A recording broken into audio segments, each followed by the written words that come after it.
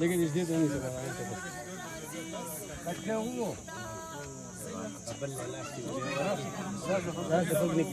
लेकिन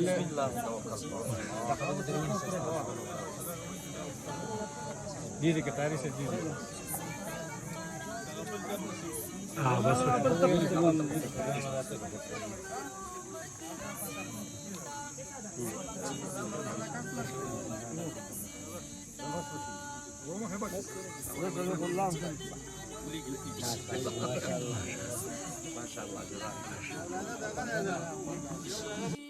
قال रसूलुल्लाह सल्लल्लाहु ताला अलैहि वसल्लम इन्नल्लाह ताला यरफ़उ बिहाज़ल किताब अक़वामन व यज़उ बिही आख़रीन सदक़ल्लाहुल अज़ीम। टोटल पहला खुजो द अल्लाह रब्बुल आलमीन शुक्र अदा कोम چې دینی و درسگاه توفیق منګ لراکه د غیر خدمت توفیق منګ لراکه او دویم زمونږ د دې علاقې مشر ستر مشر چیف آپ مشوانی جناب ملک محمد زرین ایوب د هغې زه شکریه ادا کوم چې هغه موږ له ټیم راکړه او د خپل علاقه کې موږ له دې دینی مدرسه کې او هغه کې حاضري وکړه د هغه هم زه شکریه ادا کوم نور چې زموږ د ګاڼډې څونه غیور عوام راغلي نوجوانان راغلي د دې مدرسې استادان او د دې مدرسې چې څونه طلبا بنین بنات دا ټول راغلي د دې ټولو زه شکریه ادا کوم رسول الله صلی الله علیه وسلم فرمایي چې کله انسان وفات شي نو د هغه دنیا سره اعمال کړ شي د مړي ته به څه فایده نه رسي لکه دا به نه مونږ شي کولی نه روژه شي نیولی نه زکات شي ورکولی وفات شوی او همیشه زندګي ته د دغه سفر روان شوی لیکن د الله پیغمبر یو څو اعمال داسې ښودلي دي چې دا انسان په دې دنیا کې که دا مور او پلار نه دا مشر او کشر نه او د خپل مرګ نه وروسته داسې یوه صدقه جاریه پرېښودي نو دې مړي ته به الله تعالی دغه ثواب او دغه اجر ورکوي دا کوم حدیث چې ما ولوستو رسول الله په دې کې فرمایي چې کله انسان وفات شي او د صدقه جاریه پرېښودي د صدقه جاریه علماء کرام مختلف تفسیرونه کوي یو تفسیر پکې یو ترجمه پکې دارا چې سړی مدرسه جوړ کړي جماعت جوړ کړي لارې جوړ کړي کوی ایسته بل د دین خدمت کړي او دا چې کوم دا صدقه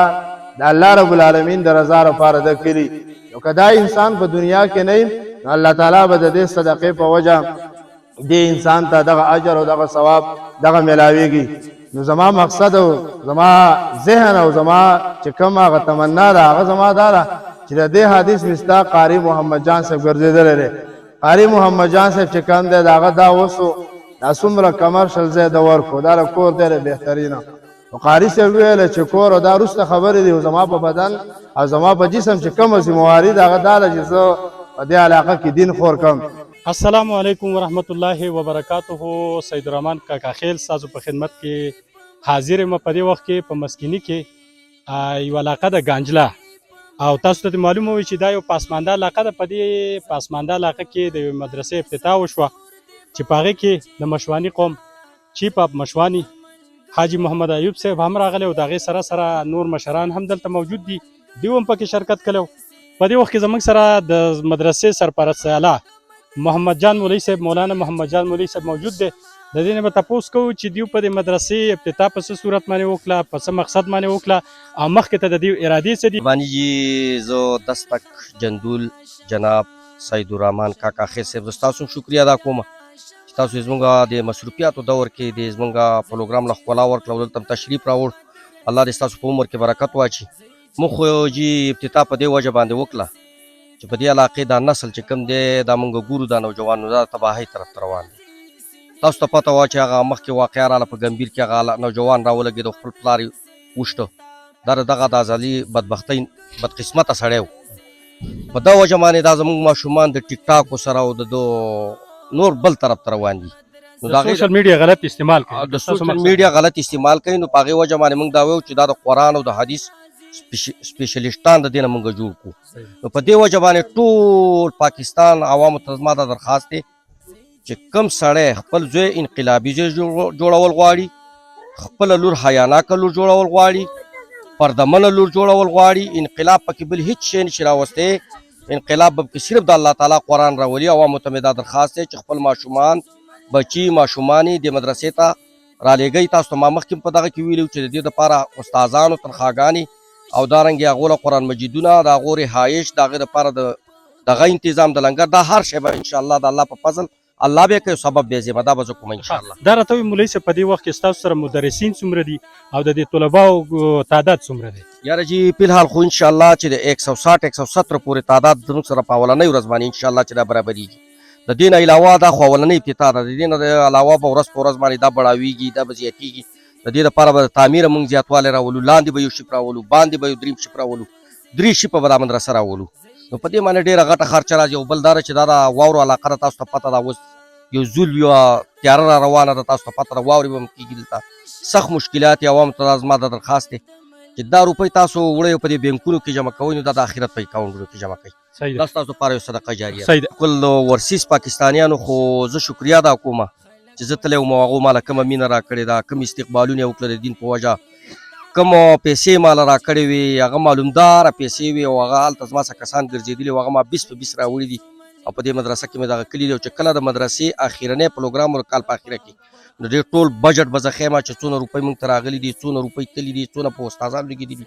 هغه پروګرام به په اخره کې موږ هغه هر څه ښیو. په دې مدرسه کې د اوسه پورې څومره کار شوی دی څومره پکې پاتې دی څومره شوی انشاءالله په دې مدرسه کې تقریبا د 22-23 لک روپو پورې کار لکه شوی په دې پروګراماتو په دې هر څه باندې دا پې لګېدلي دي او په دې باندې انجینر حساب کړی دی د دویم شپ څخه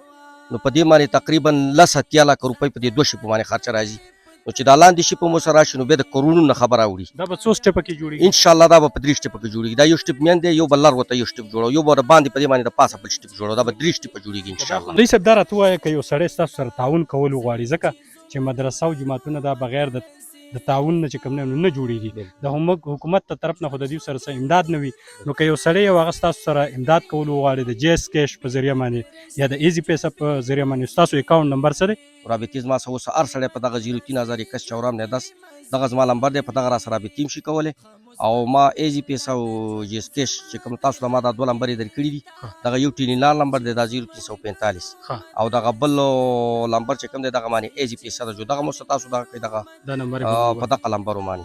دغه یو باندې ایزي پیسه ده دغه یو باندې جیس کیش او سیمټ هم په خپل شي راوړي سریام په خپل شي راوړي هر څومره چې چا وس کیږي د الله د رضا لپاره تعاون. د دې ځکه مقامي خلکو ستاسو سره څه داسې امداد کړی دی کنه دا خو ټول غریب او پسماندان انشاءالله زه خو چې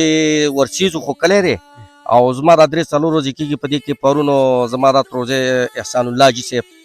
دا راغلی او ماشاءالله دې په دې پورې غاړه مدرسه کې هم د خپلې وسې مطابق تعاون کړی هغه هم زموږ مدرسه ده او په دې مدرسه کې هم انشاءالله د 1,000 بلاکو او دارنګې نور هم تعاون کړی دی خو هغه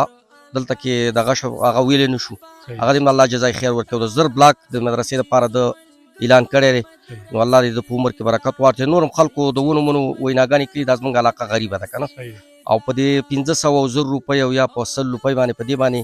د دې چت خاص دغه هم نه کېږي که موږ وګورو دغه به هم کوو انشاءالله خو موږ چې دا ونې منې داسې چې دې قیمت لږ ډېري نو انشاءالله چې پوره کار به پرې وشي. ونو خلکو منلي دي په بنۍ کې منلي دي خو زه تلا فلحال خپلو مېلمنو سره وم انشاءالله هغه ته به راوزګارېږو انشاءالله دغه به کوبل کې زما تره زمان بابا دغه زما تره دی مشر هغه دی ولاړ دی چې 50,000 روپو اعلان هغه هم د نغدو کړی دی چې کله ما ته میلاو شم زه به په دې کې تعاون کوم. دارنګې عبدالله امیر صاحب چې کوم دی زموږ مامازی دی هغه هم پکې زموږ سره په دې کې تعاون کړی دی او نور انشاءالله مسلمانان دي دا ټول به خپلې وسې مطابق تعاون کوي. چیف اف مشواني قوم حاجی محمد ایوب صاحب د دې مولوي صاحب د کاوشونو ته د کوششونو ته په څه نظر باندې ګورئ؟ بسم الله الرحمن الرحیم. اول خو تاسو نه مننه کوم چې تاسو چې کوم ځانو لکه موږ له وخت راکړو پاتې شو د محمد جان مولوي صاحب خبره چې هغه لکه د علاقې یو مشهور کس دی او زموږ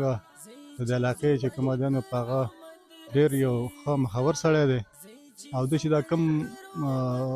پروګرام جوړ کړی دی د دې موږ نن د دې کومې مدرسې افتتاح کوو نو دا یو ډېر ګران کار دی چې ده ورته هغه خپل وخت وقف کړی دی او دی چې کومه دی نو لکه په دې باندې کار کوي روان دی نو زه خو د دې ډېر بې حده مشکور یم چې دی په دې نن سبا دا ځانځاني وخت دی چې په دې ځانځاني وخت کې سړی چې کومه دی نو لکه هغه دونه یو اجتماعي کار کوي نو زه خو ده ته ډېر زیات خراج تحسین پیش کوم د دې خبرې چې لکه دا یو ډېر ښه کار دی او د دې علاقې د خلکو نه هم زه د سره د تعاون او د مدد او د امداد چې کومه ده نو لکه پوره اپیل کوم چې لکه د سره مکمل د مدد او تعاون وکړي نو زه د دې کار چې کومه ده دا کار خیر دی او زه ورته چې کومه ده خراج تحسین کوم. دا راته ووایه ملک صاحب په دې وخت کې که تاسو ته معلومه ده چې ټیک ټاک دور دی سوشل میډیا دور دی او ماشومان هلکان د خپل سوشل میډیا په غلطه طریقه باندې استعمالوي د هغې مستقبل ټول تباه او برباد شو هغه ماشومانو ته هغه هلکانو ته نوې کول ته څه پیغام ورکړي او د هغې والدینو ته څه پیغام ورکړي په کوم چې دا خپل ماشومان په دې مدرسه کې جمع کړي او که نه اعلی کالجونو ته او دغه ته سکولونو ته یې ولېږي. ګوره دا خو زمونږ اسلام چې کومه دی که نه دا زمونږ داسې دی لکه د تن جامه چې ده نور تعلیمونه چې کوم دي هغه زمونږ د دنیایي کارونو لپاره په کار راځي او لکه مقصد مونږ د دې خبرې انکار نشو کولی چې یو سړی دی چې کوم دی نو لکه قرآن نه وایي نه قرآن دی ووایي او هغه د په معنا باندې ووایي او ځان دې پرې پوه کړي چې سبا د بل سره پرې خبره کولی شي او نور تعلیم چې کوم دی نو هغه مونږ د دې ممانعت نه کوو هغه دې وکړي سره د دې سره زه به تا ته یو خبره دا وکړم چې لکه د جندول کې چې دا څونه ونې ولاړې وي که نه او دا څونه بوټي ولاړ او دا ځان له ذره ذره کې نو چې دا ټول د یو سړی یاد کړي یو ماشوم یاد کړي دا ذرې نوم ځان له یاد کړي نو بیا هم د مازغه نیم پاتې کېږي نیمه چې کومه دی نو هغه نیمه میموري بیا دغه لکه الله پاک دومره دونه طاقت ولا ورکړی دونه صلاحیت ولا ورکړی دی نو که دا بیکاره کېني نو د دې نه ښکاره خبره ده چې وایي خلک وایي چې هغه د وزګار سړي مازغه چې کنه شیطان کور دی نو د شیطان کور دی ته نه جوړوي او کوشش دې وکړي چې مقصد هر څه چې دي که تاسې وګورئ نن سبا موږ بس یو مثال به ولو ورکړو چې لکه ذاکر نایک دی که نه نو هغه چې کوم تورات هم ویلی دی انجیل هم ویلی زبور هم ویلی دی او هغه چې کوم دی نو لکه هغه عصري تعلیم کې چې کوم دی نو هغه ټول کتابونه چې کوم دی د دې د مذهبونو چې څونه کتابونه دي هغه ویلي دي خو نن سبا چې هغه کومه خبره کوي نو هغه داسې خبره کوي چې هغه مستند دی او سړی پرې پوه شي چې یاره د دغه چې وا بنیاد هغه د دې خبرې لپاره چې دی کوي که نه نو که دغه شان ته موږ د دې دغه نه کوو چې دی په انګلیش کې انګلیش دې هم زده کړي عربي دې هم زده کړي اردو دې هم زده کړي پنجابي دې هم زده کړي روسۍ ژبه دې هم زده کړي چینایي ژبه دې هم زده کړي ځکه چې د ټولو خلکو ته دا زموږ په سر ذمهداري ده چې د یو مسلمان چې هغه به دې خلکو ته دا پیغام رسوي چې تاسې مسلمانان شئ نو که هغه یوازې یوه ژبه زده کړي نو هغه به څنګه پیغام ورسوي زموږ مطلب هم دا دی چې لکه دا د عصري تعلیم وکړي هره ژبه دې زده کړي چې دی دا پیغام ورسوي دا د دوی په سر ذمهداري ده دا هم پته نه لګي چې الله تعالی د چا نه کار اخلي خیال دې کلی دی